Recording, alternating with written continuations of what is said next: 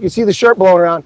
I'm with Lielie van der Plas. We're out here to talk about a visit she had today with me to the Gettysburg National Battlefield, and also a little surprise for tomorrow. Tomorrow morning, we'll be doing a live broadcast. Lielie is going to talk to you along with, I believe, with their boss. Yeah, with your boss. And we're going to talk about employment opportunities for South Africans here in Pennsylvania.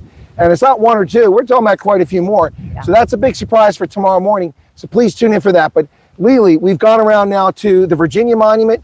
We saw where General Buford, his cavalry troops dismounted, where the battle started on the Chambersburg Pike, then the Virginia Monument, down to the Devil's Den, up to Little Round Top, to the Minnesota Monument, to the Pennsylvania Monument. What are your thoughts? Insane. It's incredibly sad.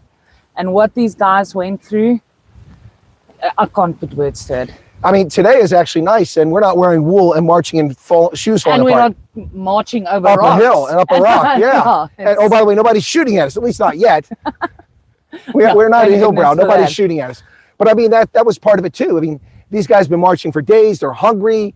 You know, guys have got blisters on their feet from the crappy shoes that they're wearing. If they were wearing shoes. If they were wearing shoes. Some of the Confederates weren't wearing shoes.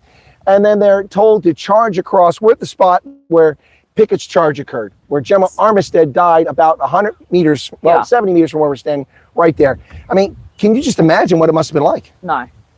It's insane. I can't. I will not be able to walk this, never mind march through this. Yeah.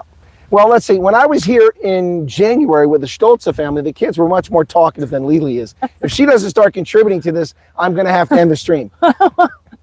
Well, I might cry because it is incredibly sad. You don't realize what they went through until you are here. Yeah. Until you see it's just a story until you've walked the ground. Yes. And then you've got goosebumps, especially from the Pennsylvania Monument. Oh, until you get here. Because the Pennsylvania Monument, it tells you all the members of the regiments, and then it marks with a star who died. Actually, all really the fatalities.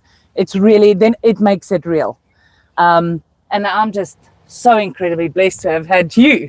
I think a lot of people who heard us thought, how did they get this guide? Because he knows everything. And we are really blessed, and I'm so grateful for you taking your time that you're not getting paid for. That's right. Yeah. And I'm making money off refugees. Oh, yeah. Oh, sorry, I'm a refugee. So give me the money for the tour. No, but seriously, I've been to Workstrip and Issan Lawana. Those are amazing, but unfortunately, Issan Lawana has fallen into disrepair. The government has not maintained it.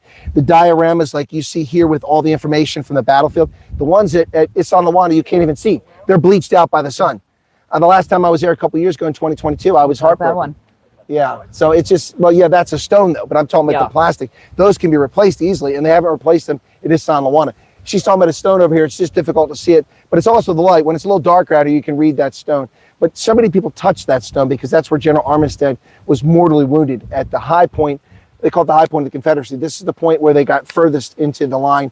The problem is that so many had fallen from artillery and bullets en route across 1 mile of open terrain across that field in the summertime.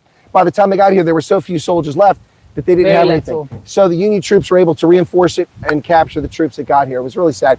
The rest were able to escape and run back, but they walked back and they were just disgusted because of what they've been asked to do. It's pretty crazy. So we're very fortunate in that the big rush will come shortly. Lots of people, including reenactors, come here for the 1st, 2nd, 3rd of July, and that'll be coming up soon, especially this year with the 250th anniversary of the United States Declaration of Independence. There's going to be a lot of people showing up here. And while there were plenty of people here today, at least we saw found a lot of reenactors. But at least we found parking spaces. You know, when you come here in July, you won't find any parking spaces. It's just a nightmare. People park everywhere. Then the police come along, park police, and give you a ticket for parking where you can't park.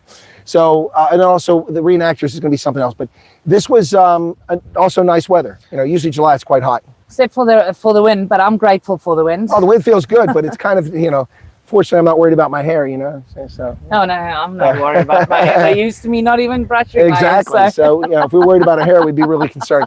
But behind us here, behind Lielie, let me move the camera that way. You can see off in the distance the big monument. Where's it at? The Pennsylvania Monument there.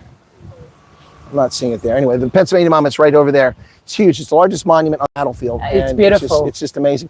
Every regiment from Pennsylvania that participated in the Battle of Gettysburg has a bronze plaque that goes around that monument. And there are, I don't know how many are there. It must be 60 or 70 of them.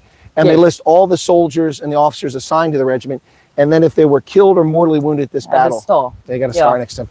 Kind of sad. And throughout the battlefield, of course, you see all of these cannon that are placed all over the, and then every monument here, Lielie, I told you this, is every monument here was produced not by the government, but by either private organizations or the regiments themselves or their descendants, or in some cases, the state from where they came from. Yes. So for instance, the state of Virginia. Beautiful monuments. It's incredible. It's incredible. I'll post some photos. Okay. Cool beans. I've got some photos and I'll tag you in there.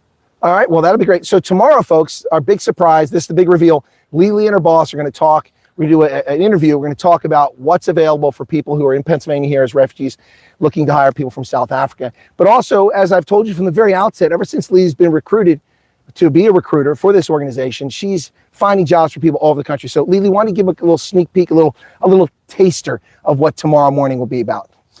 Tomorrow morning, we'll talk about why it's beneficial to hit the ground running, to get that job, to get all the benefits, how it can impact your life. Where in America, we do not only recruit in Dallas or Texas, as a matter of fact. What kind of job opportunities we're looking at, new clients. We've got tasting that will be involved for certain positions. So get those questions ready. We are on it. Yep, folks, tomorrow, that'll be a special live broadcast tomorrow morning.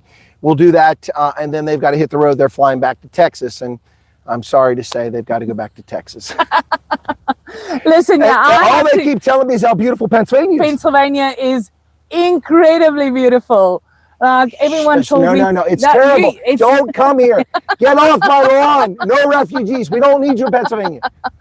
I thought everyone told me, oh no, you have to see Tennessee. I saw Tennessee. It's beautiful. And then we saw Pennsylvania.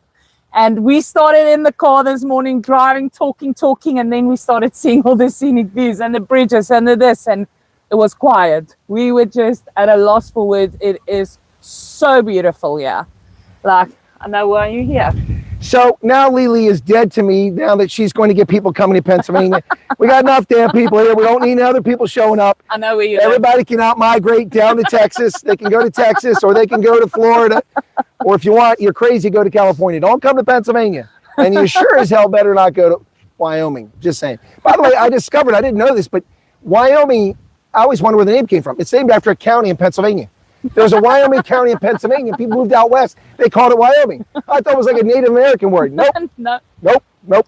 Anyway, all right, so tomorrow, special broadcast. Lielie, I, and her boss will be talking without this wind. We'll find some place that doesn't have wind. Be sure to hit the like button. Leave a comment behind. If you're a hate wanker, keep moving. Nobody wants to hear from you. Yeah, please scroll away. It's easy. Do this. There you go. Turn that frown upside down. It's only for happy people or people who want to be happy. None of this sour pusses. None of you Debbie Downers. I had enough of that nonsense. I'm done with you. I'm hot full of the haters. It's time for people to love haters. Things. There you go. Let's live, be happy. That's right. Yeah, live your best life. Don't worry, be happy. We're going to do that one. Okay. All right. Cheers, everybody. We'll see you later on. Bye.